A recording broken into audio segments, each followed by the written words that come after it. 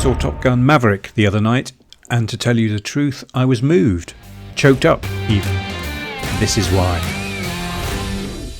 Well, firstly, it's a great movie. There are, I'm sure, lots of movie reviews available on YouTube. Watch and soak up their wisdom and analysis of the plot and character. I just want to focus on two elements that touched me about the Top Gun Maverick experience. Love and respect.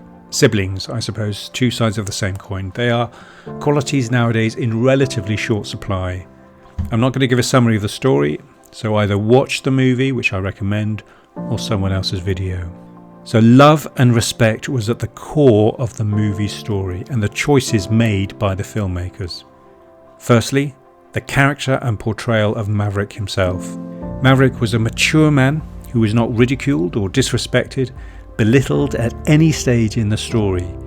He was a most accomplished naval aviator who was not a loser in any shape or form. Even though he was physically thrown out of the bar at one point early in the movie, it was all in good humour, and he was magnanimous in his response, so he was not belittled in any way by the filmmakers, and that was noticeable and good. Maverick himself showed respect to the Navy, his superiors, and a true love and respect for his craft that he had dedicated his life to. It was a wonderful and positive example. The movie showed love and respect between the generations to the father-son relationship. So I'm talking about the mentor-mentee, the surrogate father role here. It showed love and respect from both sides, not only from Maverick to Rooster, but also from Rooster to Maverick. Even though there were understandable tensions in the history, it was all very tastefully done. It was a great example. And like Top Gun, it was all beautifully resolved at the end of the movie on the aircraft carrier's flight deck. Then there was love and respect that Maverick had for his past. It was 35 years since the events of the first film. Even though he had difficulties, the loss of his good friend Goose, Maverick was not morose, he wasn't a victim, but the loss of Goose still hurt him and preoccupied him deeply after 35 years, as evidenced by Maverick watching Goose's son singing in the bar and the various references made to Goose during the film. And the filmmakers had love and respect for the original Top Gun, the source material. In addition to the flashback to Goose singing in the bar, as previously mentioned, there were photographs of the young Maverick and Goose on the pinboards. There was no rewriting or reinterpretation of the past. Now, in current media, there has been quite a bit of rewriting and reworking of canon, but not here, and that worked. The love and respect that Maverick had for Iceman, Val Kilmer's character. Ice had been a bitter rival in youth, but their relationship now, after 3 decades, was incredibly touching. So little was spoken, so much was said.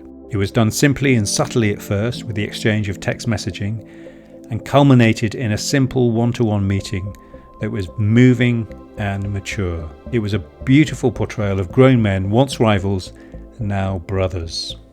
It was a portrayal of a relationship that seems to be missing in much of modern drama and filmmaking. And I think it's important to show it to the younger generation. Men are often dismissed in a lot of modern day storytelling, but not here. It was a loving and respectful portrayal of a loving and respectful 50-something man. Then there was the love and respect exhibited to each other by both Maverick and his on-off girlfriend, Penny, played by Jennifer Connelly. Even though there was a bit of even unhappy history between them, both the characters and the portrayals were tender, full of warmth and chemistry. It felt very unusual to see that on screen. And there was also the love and respect of the characters and the portrayal of all the minor characters. Jennifer Connelly's daughter had respect for Maverick, and that was reciprocated by Maverick himself. Iceman's wife for Maverick, and vice versa. Then there was the growing love and respect all the characters showed for Maverick himself. Initially dismissed as an old man, Maverick showed the youthful pilots they had a world of stuff, of life, to learn. And so credit to the storytellers, the turning point was very artfully done. Maverick had been relieved from duty and his role of teacher of the young pilots for the mission, but being the Maverick, he didn't try and talk his way into it, he earned it by pinching an F-18 and doing the mission's training route himself, hitting all the targets and proving possible what others around him, including the young pilots, had deemed too ambitious. No words, it was all action. It was a scene that did not make a plea for love and respect for the older pilot, it demanded it from those who had witnessed it. It was very nicely done. And also, returning back to Maverick, the character himself, and also Tom Cruise's portrayal of him. Maverick, the character, exhibited love and respect to everyone around him in a modest and very mature way. It is rare to see a portrayal of a mature man that acts as a role model. It was idealized to some extent, for sure, but it was that kind of movie. I imagine watching the movie as a young boy or a younger man, it would remind me, or at least encourage me, to respect my elders and what they have done and what they have to offer. And finally, not only was the portrayal of the relationship between Maverick and his on-off girlfriend tender and mature, but it was also the part as written and played by Jennifer Connelly herself. Penny was a warm, happy and accomplished woman who was totally at ease in her own skin. We smiled as they laughed. I would imagine Jennifer Connelly's Penny would also be an example to younger women and girls, and I imagine it wouldn't be easy to get that balance right in the film itself, but the filmmakers did. So, other general observations. There was no bitterness between the genders, between generations, between any group, any racial group or gender group, or between any individual really. The bitterness was nowhere to be found in the story. It was all tenderness and warmth, but that tenderness and warmth wasn't sprinkled on top of the story or in each character as an unearned gift. It grew from the characters themselves, from their work, humility and self-awareness. It was a poignant reminder that we all, men, do keep growing. Both Maverick and Rooster grew and matured as life threw slings and arrows and Sidewinder missiles at them, and all the other characters grew to some extent, once again from work, humility, gratitude and self-awareness. That aside, the flying and action scenes were fucking fantastic. The brief moment of Maverick being hunted by a helicopter gunship was the dog's bollocks as far as I'm concerned.